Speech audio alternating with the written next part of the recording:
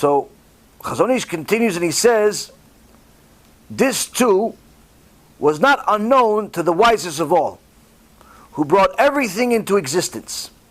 And he made sure to provide ways to heal each and every mishap and disease, so much so that man can be completely healed and restored to life. The Chazon Ish is saying something spectacular here. He's actually saying that there is in this world a cure for every disease. Now the Gemara Masechet Pesachim, page 56a, has a Mishnah. And the Mishnah says, Tanu Rabbanan, the rabbis taught in the Bereta, or is this like a Bereta, not a Mishnah, Shisha Dvarim Asa Chizkiah HaMelech, Shlosha Hodu Lo, V'Shlosha Lo Hodu Lo. Chizkiah, the king, who HaKadosh Baruch Hu at one moment wanted to make him Mashiach. And he did 6 things. 6 major things. And the sages agreed with him about 3 of them, and disagreed with him concerning the other 3.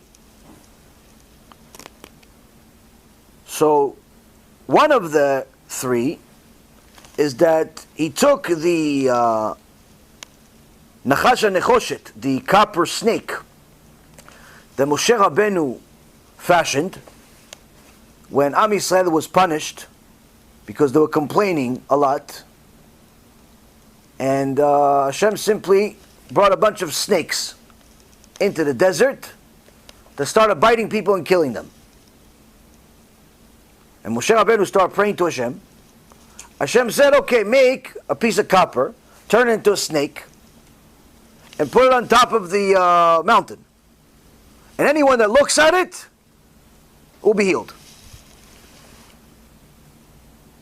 Now let me ask you guys a question.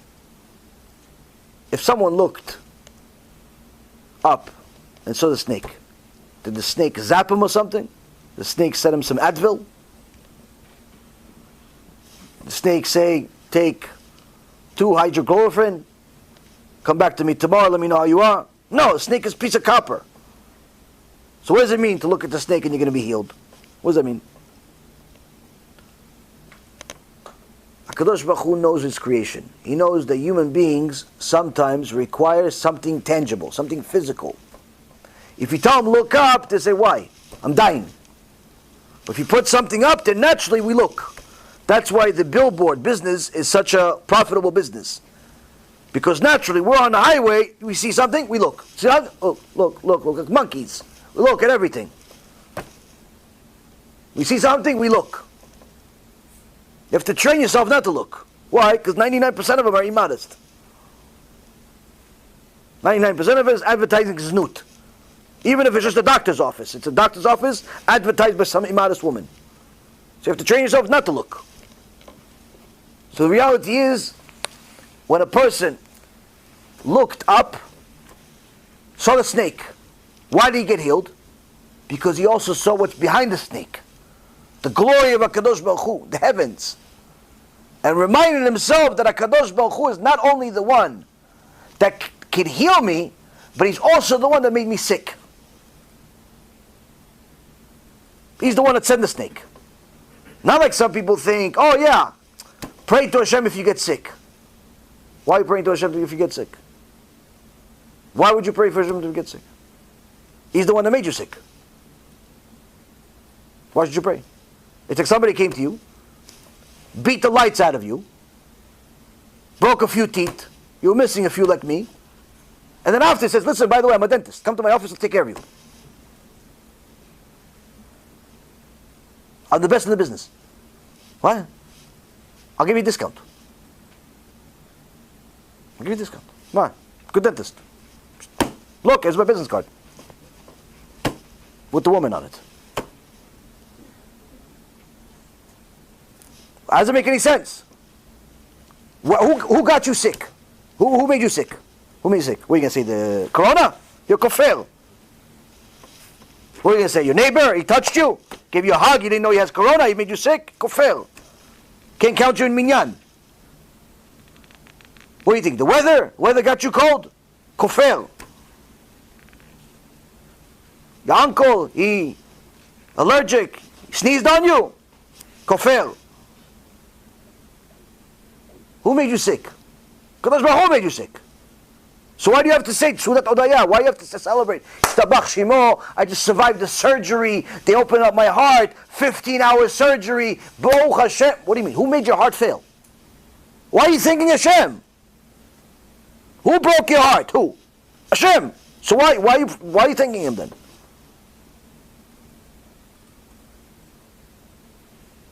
You're thanking Him not because of the cure. You're thinking because He got you sick. To remind you that He is the cure.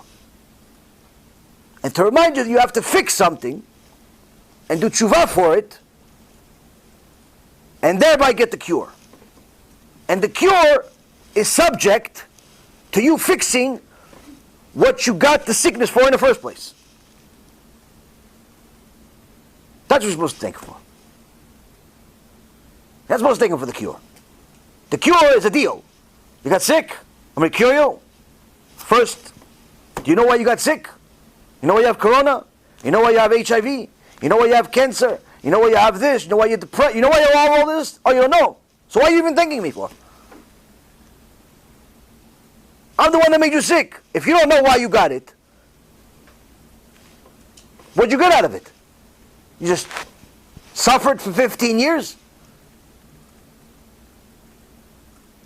And you think that now you have a cure, Baruch Hashem, that's it? No. Most important part of a sickness is find out why you got sick. What did I do that made Hashem so upset to make me sick in the first place? What am I supposed to learn here? We should also know that the physique of a person has changed, but also the sins that a person makes also affect his body. One time, the students of the Gaon Mivilna came to him and said, Kvod Harav, you said that in the Gemara it says that there is a certain amount of tendons and a certain amount of ligaments in the body. Right? Yes. Okay, well somebody just died and we were interested to verify this Gemara that you taught us. And we counted all of the ligaments, we counted all of the tendons, and there's 2 missing. How could it be that this guy's missing these 2 things? Instead of 248, it's 246. How could it be? Because you said that if somebody doesn't believe one word of the Gemara, he's a kofer gamur. He has no share of the God of Israel. So how can we be accused of not believing the God of Israel if we find a mistake? The Gaon Mivilna says no mistake. This person, did he make such and such sins? Talmidim say, yeah. He says exactly. When you make these specific sins, over time, the blood of the body destroys that part of the body. Meaning, the spiritual act that you make affect the physicality of a person. So much so that it could literally destroy the body. And that's why this person apparently made a lot of this sin to the point where he destroyed these things. How would he know that he made these specific sins? Because he was missing this body part. So, the Chachamim here are telling us that everything is in the creation itself. But in addition to that, the Chazon Ish completes the section by saying that Hashem instilled in men the wisdom to search for these qualities and to acquire medical knowledge, learning the way to use each one. So much so that we are accustomed by now to the way doctors cure various ailments. He says that not only is the cure out there, but HaKadosh Baruch Hu instilled the wisdom in people and also the desire for people to investigate cures. So much so that all of us have become accustomed to going to doctors. Now, when a person gets sick, what does he do usually? Go to the doctor. As soon as he gets a cold, doctor. As soon as he gets a cough, doctor. Something hurts, doctor.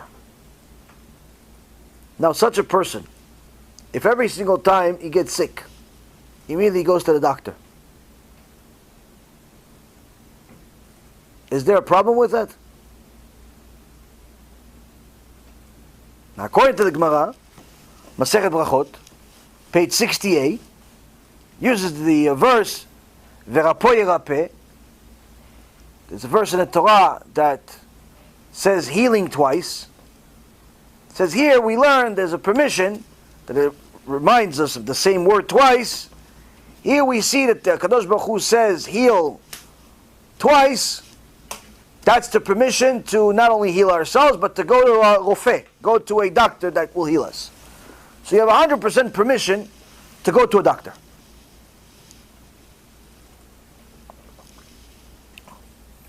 But if we're allowed to go to a doctor, then why was it a problem for Chizkiyahu HaMelech to be the doctor? He had the book. One doctor for the whole country, for the whole world. You come there, he has to give you script. Here you go, here you go, here you go, here you go. Everybody's cured. What did Chacham say? Chacham said, problem is when you go to a doctor and you get a cure automatically, over time, you forget about Hashem. And that's in essence what the Chazon Ish is trying to tell us, is that we've become accustomed now by the way doctors cure ailments. Meaning, we go to doctors so quickly that we start thinking that it's the doctor that's healing us. And we forget to ask, why did we get this disease in the first place? Meaning that although you are allowed to go to a doctor when you're sick, your chest hurts, and you don't know if it's a heart attack or it's a nerve, you go to the emergency room. Right? No problem. You don't want to play with fire. Fine. Go to the doctor. Question is, do you think that the doctor's going to heal you, or Kadosh Baruch Hu is going to heal you? Do you think that the doctor knows where you can ask the doctor, why did you get this? Or you can ask yourself, why did I get this? So, although you are allowed to use the doctors, although you are allowed to use the things that Kadosh Baruch Hu put into this world, never forget that the whole point of any one of these illnesses is for you to do teshuva, is for you to find out why did you get it in the first place.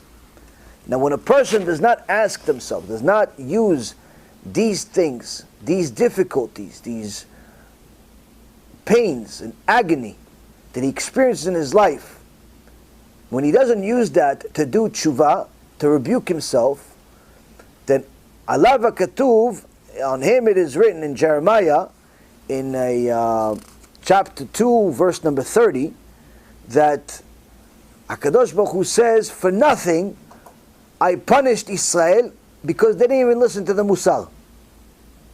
Meaning I hit them, I killed a bunch of them, diseases, the enemy, this, that. But they still didn't listen to the Musar. Meaning they still didn't learn the lesson. So hitting them didn't even work. The whole point of hitting them wasn't because I want to hit them. The whole point of hitting them and bringing them Hamas, and bringing them Hezbollah, and bringing them the Zionists, and bringing them the Nazis, and bringing them the Nebuchadnezzar, and bringing them Haman, and bringing them all of these different difficulties was for what? So they do teshuva. But even after I hit them and I hit them, they still didn't do teshuva, then I just hit them for no reason. But the problem is I have to hit them again. Why? It's the only thing that works. When a person gets hit from a Kadosh Baruch Hu's hand, and he doesn't get the message that this is a Kadosh Baruch Hu saying, hello, hello, hello, attention please. What? I keep Shabbat. Good. Wasn't calling you about Shabbat. Calling you about wasting seed. Calling you about your eyes. You look at everything like a mamtera, like a little fountain, water fountain, in the yard. Every do. Keep looking at everything. Calling you about the clothes that you're not wearing. Calling you about the food that you're eating that has a few worms in it. Lechatchila. Calling you about the business that you're doing that's not kosher. Calling you about the people you associate that are not kosher. Yeah, but Rabbi, I'm doing kiruv. It's a mitzvah to do kiruv, to bring them closer, but not for you to get closer. No one told you to go to nightclubs to do kiruv. When you do kiruv, bring them to shiur Torah. Don't make new rules. HaKadosh Baruch Hu starts rebuking you, starts hitting you on the head. If you're not getting the message, then HaKadosh Baruch Hu says, I'm hitting him for no reason, this guy. He's still not getting the message, but the problem is I have to continue hitting him until he gets the message. Until he gets the message. Now, sometimes a person doesn't get the message, so HaKadosh Baruch Hu sends him the message in a creative way. There was one time a melech called Hiram Melech Tzur. And Hiram Melech Tzur, he merited living a very long life, becoming a king, and being extremely successful. Why? Because he gave the trees to Shlomo HaMelech to build the Bet HaMikdash. So Shlomo gave him cities of gold. Shlomo found there's 7 different types of gold in the world, and Shlomo, in his wisdom, he knew where all of it was, and one of the golds that's in the world, the Gemara says, it replicates. It gives birth to new gold. You put 1 bar in the drawer, the next morning you have 2. You leave it there, the next day you have 4. And so on and so forth. Reproduces. I'm still looking for it. I haven't found it yet. I'll tell you guys if I find it. I promise. Promise I'll tell you guys. I'll give you guys Marcel. Anyway, so Shlomo HaMelech had this gold. So he literally had a city, the whole city was gold. The floor was gold, everything was gold. So Hiram had the wood that Shlomo needed to build the Bet HaMikdash. Shlomo says, I want this wood, I'll give you a present. What's the price? He gave him a city of gold. Problem is, the city, you can't really rule over it. Why? Everybody's rich. Everybody's richer than the king. Anyway, Hiram became very, very successful, lived a very long life because he had the merit of giving Shlomo HaMelech the wood. And instead of thanking HaKadosh Baruch Hu for putting him from 0 that he was to something significant, he turned himself into a god. So much so that he built a unique castle using very, very extraordinary wisdom that's not of this world. That he built a castle 7 floors, and each one had like a city in it with a imagery similar to the 7 rakiyas, the 7 heavens. And he lived on the highest heaven. But you cannot get to him. You couldn't get to him. There's no way to get there. And he thought that from here he's ruling the world. So what HaKadosh Baruch Hu do? He calls to his prophet Yecheskel. He says, Yecheskel.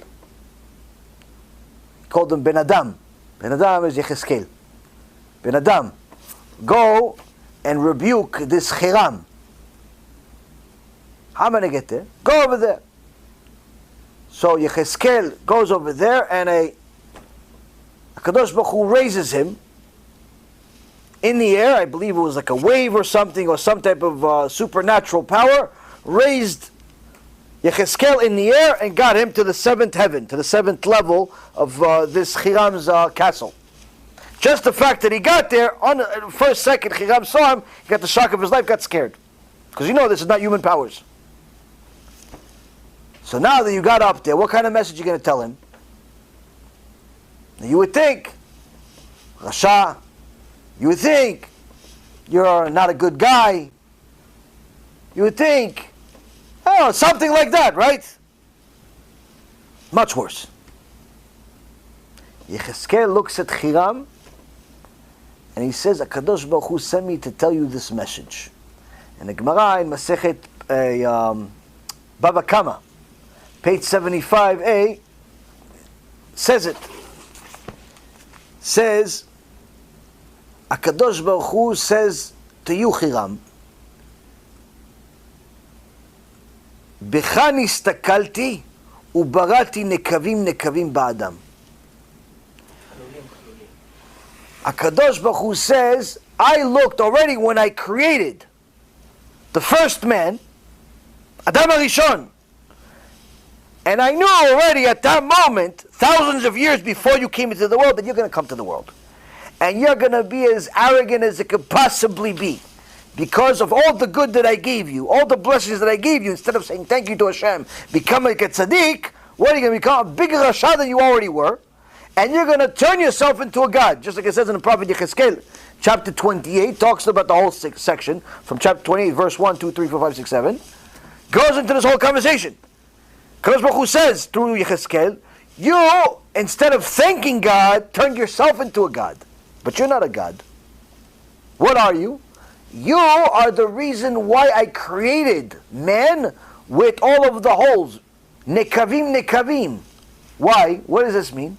Because of you, Hiram, I made man everything that he eats. He takes something from my beautiful world, looks delicious, tastes delicious, beautiful, and he turns into something smelly and disgusting. I only did it because of you.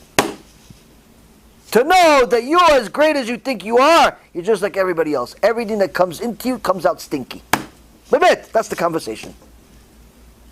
Imagine Kadosh Baruch Hu sends you a prophet to tell you this message. That's much worse than calling you Rasha. He says, all of humankind go to the bathroom every day because of you. Because of how arrogant you are. That's how much Kadosh Baruch Hu hates arrogance.